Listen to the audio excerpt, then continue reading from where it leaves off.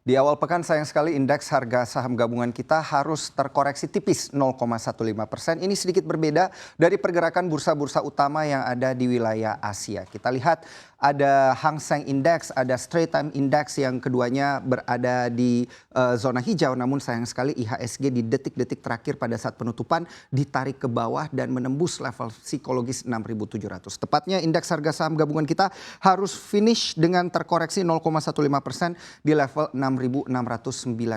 Apa sebenarnya yang diperhatikan oleh para investor di awal pekan ini? Tentunya kalau kita melihat dari sisi pergerakannya untuk IHSG kita dan juga beberapa sektor yang menopang pergerakan indeks harga saham gabungan, di sini terpantau IHSG kita ada 4 sektor kurang lebih begitu ya, yang berada 5 sektor yang berada di zona merah, ada juga 5 sektor bahkan 6 sektor yang berada di zona hijau. Namun di sini yang perlu diperhatikan adalah sektor kesehatan yang menguat 1,71%. Akan kita bahas nantinya secara lebih detail terkait dengan sektor kesehatan. Namun perlu kami informasikan kepada Anda bahwa di awal pekan ini sepertinya terkait dengan sentimen yang mempengaruhi indeks harga saham gabungan ini masih banyak bertumpu pada pergerakan dan juga keputusan-keputusan daripada Bank Sentral Amerika Serikat yang akan melakukan tapering yang lebih cepat. Dikatakan akan melakukan tapering 2 hingga 3 kali begitu di tahun 2022 ini karena inflasi yang dikatakan cukup tinggi. Begitu juga yang dilakukan oleh ECB atau European Central Bank,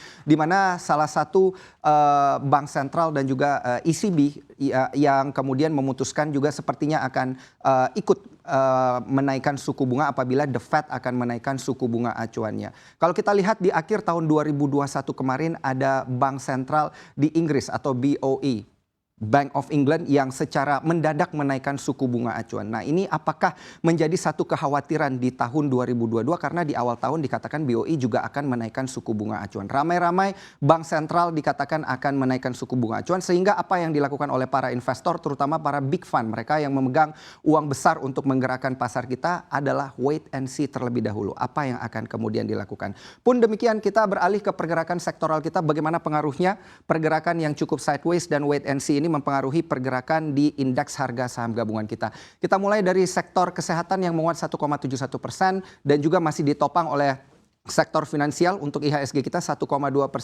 properti dan real estate menguat 0,37%, energi di sini masih sumringah di awal pekan membuka pekan dengan menguat 0,12%, consumer primer tipis 0,03%. Namun sayang sekali bahan baku, infrastruktur, perindustrian, consumer non primer dan juga sayangnya teknologi di sini sepertinya tenaganya sudah mulai agak melempem begitu ya. Karena kalau kita lihat teknologi di sini sudah terkoreksi 3,06%.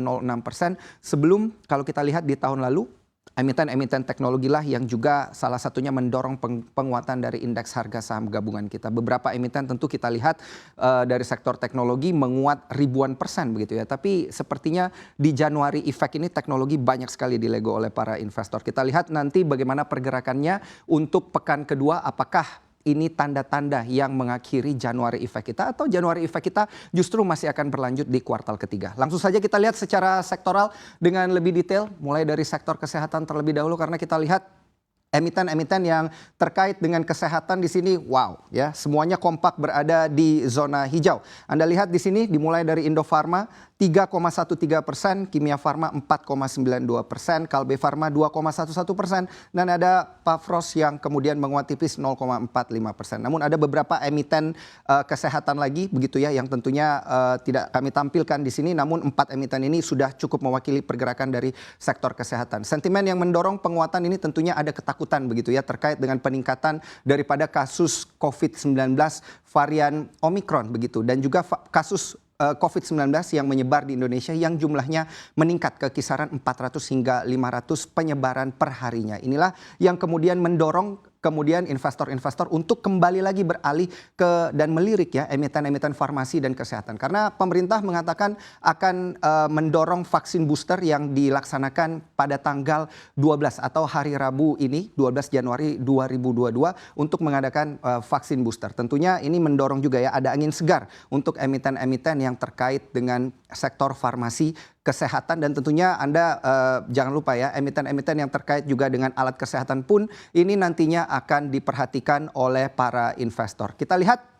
pada sektor-sektor yang selanjutnya di sini, karena kalau kita lihat terkait dengan perbankan di sini ada Bank Bumi Arta yang menguat secara signifikan 13,42%, Bank Raya Indonesia 8,93%, Bank Neo Commerce 1,28%, Bank Jago 0,93%. Dan kemudian Bank Aladin Syariah 0,43% dan emiten-emiten lainnya di sini yang berada di zona hijau dan juga zona merah. Apabila Anda melihat Alobank Indonesia atau BBHI di sini yang terkoreksi cukup tinggi, tentunya ini adalah salah satu pergerakan dan juga penyesuaian harga di mana setelah melakukan right issue, emiten ini harganya akan berubah ya, mengikuti harga teoritis pergerakan sahamnya. Tapi Anda jangan khawatir begitu ya, karena inilah yang memang terjadi begitu, tidak hanya di sini tapi mungkin terhadap aplikasi transaksi Anda di sana Anda akan melihat koreksi yang cukup besar, tapi itu adalah pergerakan yang mengikuti harga teoritisnya seperti apa. Kemudian kalau kita lihat di sini emiten-emiten bank digital di pekan kedua Januari ini memang